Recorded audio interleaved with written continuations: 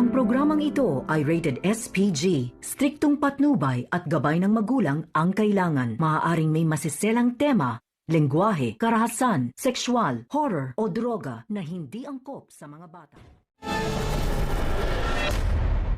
Narito ang ating napakainit na dapat napakatutukan at pakasubaybayan dito sa ating pambansang pelikula, ang AVJ's Batang Quiapo.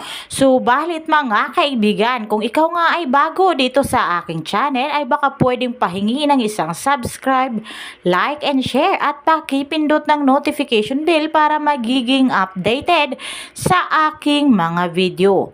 Tuluyan na nga ngayong maghaharap-harap itong si Tanggol at si David dahil si David lang naman ngayon ang humanap ng paraan para sila nga'y magkita. Hindi nga ngayon alam nitong si David na pasugalan pala ng kanyang kuya na si Tanggol ang kanyang napuntahan.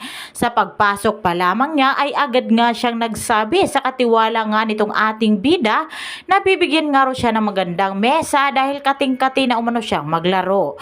Habang papasok nga ngayon ito si Tanggol dito nga sa kanyang opisina ay agad nga niyang binalaan ang kanyang mga katiwala na dapat nga raw ay ngayong araw ay mabawi nga raw nila ang perang nalugi sa kanila ng ilang araw umano silang hindi nakapaglaro dahil na nga rin sa investigasyong nangyari nung namatay si Colonel Suarez.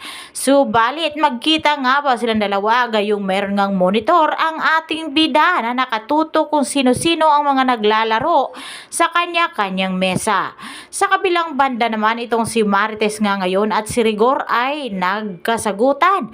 Dito nga nagsusumbatan ang dalawa dahil sinumbatan lang naman itong si Rigor itong si Marites na kapag nga raw makita nga niya na may kalaguyong nga raw talaga itong si Marites ay mananagot umano sila ng kanyang lalaki dahil hindi nga raw niya ito bubuhayin.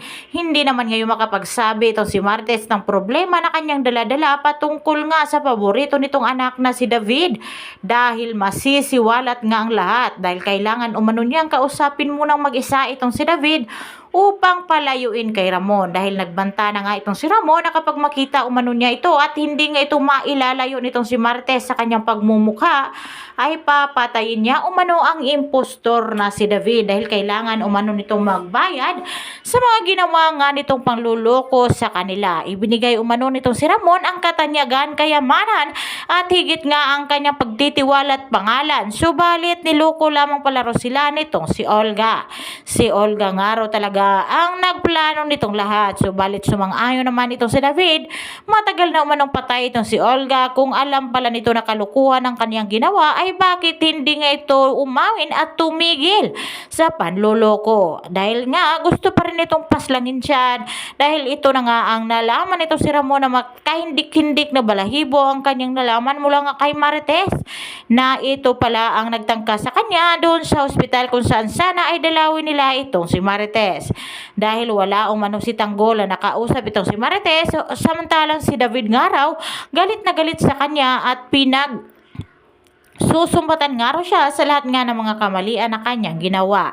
Subalit ito pala ngayon ay may malagim na trahedyang ginawa at kalokohan na tinatago patungkol nga sa pagkatao ng ating bida. Sinalo lamang ngayon itong si David ang pangalan nitong si Tanggol upang siya nga yumamin at makakuha ng marami salapi sa pamilya Montenegro. Hindi nga nagkamali itong si David dahil sa kanyang pagtaka sa mansyon ng mga Montenegro ay tiba-tiba nga siya, punong-puno nga ng pera ang kanyang bag na kung saan nga ay ninakaw niya sa opisina.